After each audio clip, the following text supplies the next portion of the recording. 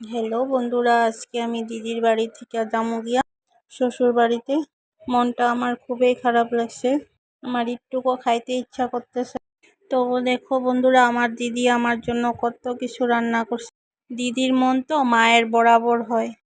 আমার মা বাবা নাই তো, তাই আমি বছরে একবার দিদির বাড়িতে ঘুরতে আসি।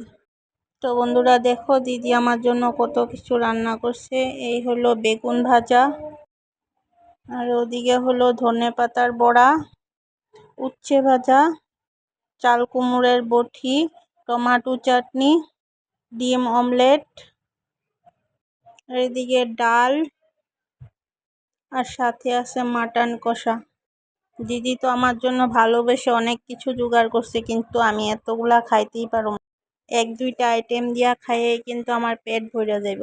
আমি খাওয়া দাওয়া শেষ করে শ্বশুর বাড়িতে যাওয়ার লেগে রেডি হয়ে গেলাম, আর ঠাকুর প্রণাম করে আমি ঘর থেকে বাইরে গেলাম। বন্ধুরা, আমার মিনি ব্লগটা কেমন হয়েছে কমেন্টে